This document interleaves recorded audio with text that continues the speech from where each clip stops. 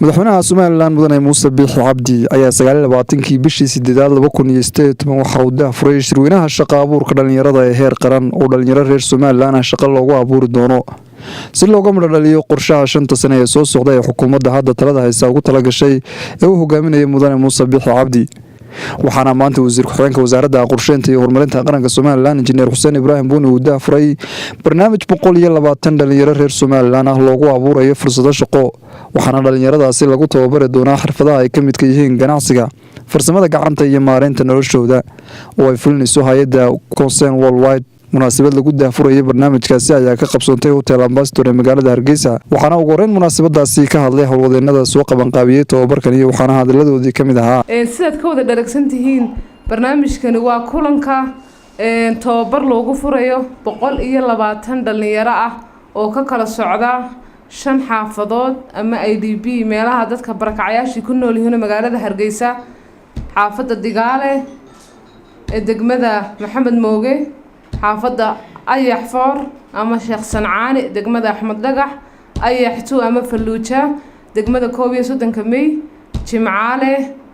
degmada 6 Gacan Libaax iyo State House ka degmada Ibraahim Koodbuur 120 dhalinyarta oo ka kooban 60 hablood iyo 60 inamood oo muddo la soo xulayay la soo imtixaamay ayaa halkan jooga waxa jooga 120 ka dhalinyarta ah 120 koogii waalid oo maanta heshiis iyo damaanad halkan lagaga saxiixi doono laakiin warbixin guud ahaaneed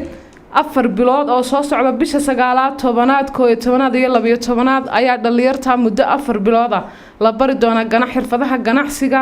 xirfadaha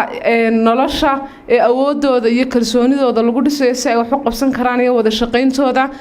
sidoo kale qoraalka iyo xisaabaadka laga caawin doono 4 bilood ku xigana hagis baa la siin doonaa account-na loo furi doonaa waa la maalgelin doonaa waa la isku xidhi doonaa runtii wax weyn bay ka noqon doontaa barnaamijkii lagu cisho ka hor madaxweynuhu ku furay Hotel Mansoor ee ahaa shaqo abuurka dhalinyarada hadii ilaahay raahdo 50 dhalinyaro ayaguna daba socon doona muddada 3 sano Concern qorshaheega barnaamijka wada jir ee hay'adaha kala shaqeynaysa waxa ugu jira inay 170 dhalinyaro ah ay shaqo abuur samayso 800 oo hooyana dhaqaale kobcin iyo shaqo u samayso 120 arday ee la doonayo in lagu tababaro xirfadaha ay marka ay dhameystaan ay awoodi doonaan inay suuqa shaqo fiican ka helaan iyagana mahad ballaaran baan u celinayaa runtii waxayna siinaysaa maanta inaad u diyaar tihiin taasi inaad wax la qabsataan dadkiina iyo in caruurtiina wax barato waxa kale oo aad mahad ballaaran ugu celinayaa hay'adda Concern Worldwide oo ay hogaaminayso Saarakiin iyo group teamka la socda shaqada wanaagsan ee runtii ay wadaan oo ay tan qayb ka tahay mashruuc si guud ahaan uga socda Soomaaliland labada magaalo ee Hargeysa iyo Burco waxaan filayaa dhamaantiin aynu saaragnay anagoo dawladda la shaqeynayna 4 hay'adood kalena shaqooyin kala duwan la wadna oo ay ka mid yihiin sida ay sheegtay Sahri hay'adda World Vision DRC NRC iyo Taakulo oo taska loo yaqaano 5 hay'adood waxay qabanayaan adeegyada asaasiga oo dadka barakacayaasha sida caafimaadka xagga waxbarashada oo laga caawinayo qaybtan farsamada gacanta xagga xuquuqda ama u doodinta sharciga xagga sharciyada oo ay hay'adaha qaar ay qabanayaan mashruucaasi waa 3 sano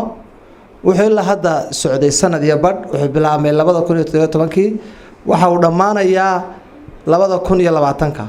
waxaanu rajaynaynaa maalinta uu dhamaado in wax la taro 63,000 oo qoys oo ku nool dhammaan gaar ahaan labada magaalo ee Burco iyo Hargeysa maanta intaasi kadib waxaa kulankani daahfuray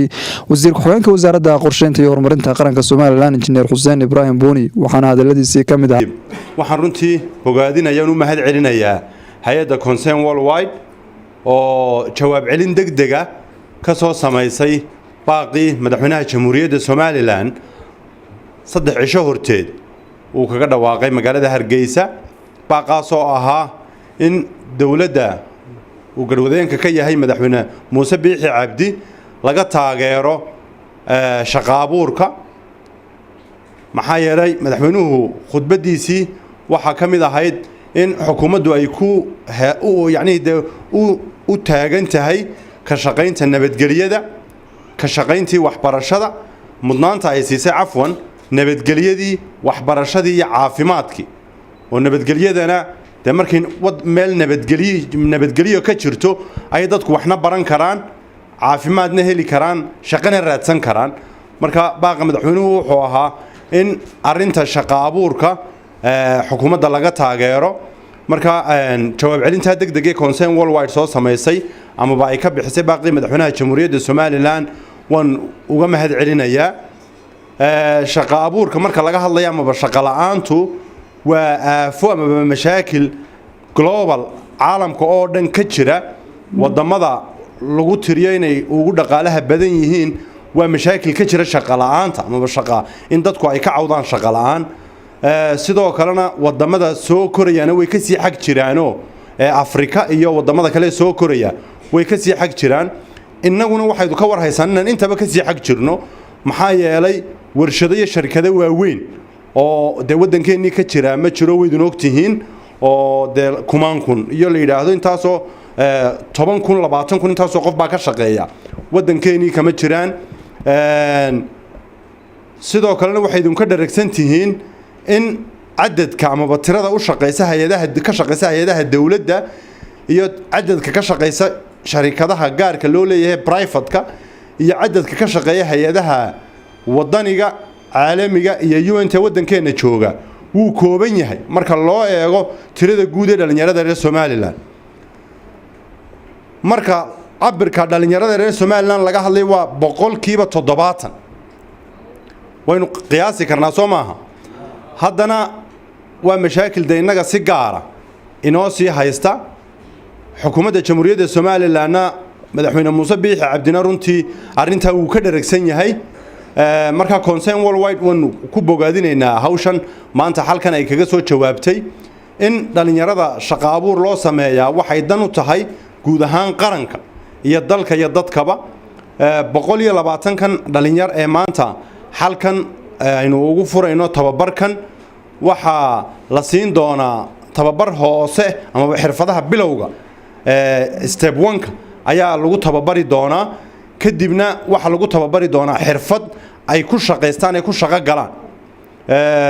marka xirfadaas ay dhameystaanna wax loo iibin doonaa hadii la yiraahdo agabkii ama qalabkii ay ku shaqeysan lahaayeen qoladan reer galbeedka waxa will feed him for a lifetime qof maanta haddaad kalluun siiso dee bari mar un buu ku mahad celinaya laakiin qofka haddii aad barto sida loo kalluumaysto dee noloshiisa inta ka hadhay isagana way anfacaysaa adigana uu kaaga mahad celinaya marka runtii arintan maanta halkan aynu u fadhinaa waa in 120 dhalinyaro aynu bari doono siday u kalluumaystaan siday u shaqeystaan 120 kaasoo sahli doona ama saamixi doonta inay waalidiintood caawiyaan iyagu naftoodana caawiyaan oo qoysaskooga iyo reerahooga iyaga gaarka u ah iyo ka waalidkoodba ay caawin doonaan 120 ka ay ku tiirsanaan doonaan de 1200 oo qoys ama 1000 qoys ay ku sii tiirsanaan doonaan marka runtii mashruucan shanta hay'adood sida wadajirka ay uga shaqeeyeen wadajir la yiraahdo ee aanu 3 cisho horteed halkan kaga wada hadlaynay qoladii qaadaan bixiyaasha ururka midowga Yurub oo iyagu maalgeliyay mashruuca oo waxaanu ka codsanay in maadaama mashruucani 3 sanadood waqtiga uu soconaya uu 3 sanadood yahay laakiin miradhalka ama natiijada laga filan karo inay ka soo baxayso mashruucani ay mid weyn tahay tan maanta ay qayb ka tahay laba tababaro iyaduna ambassador gudaheeda ka socdo labadan hool ka kala socdo aanu iminka iyagana runtii soo kormeernay ay ku jiraan waxaanu ka codsanay in la ballaariyo mashruuca muddada loo kordhiyo sidoo kalena gobolada Soomaaliland maadaama imka Hargeysa Burco uu ku eegyahay mashruucani in gobolada intiisa kale la gaarsiiyo runtii way soo dhaweeyeen green light baan in siiyeen oo arintaas waxay runtii way naga aqbaleen waxaan rajaynaynaa inuu gobolada inta kalena la gaarsiin doono waxa aan doonayaa in idin dareensiiyo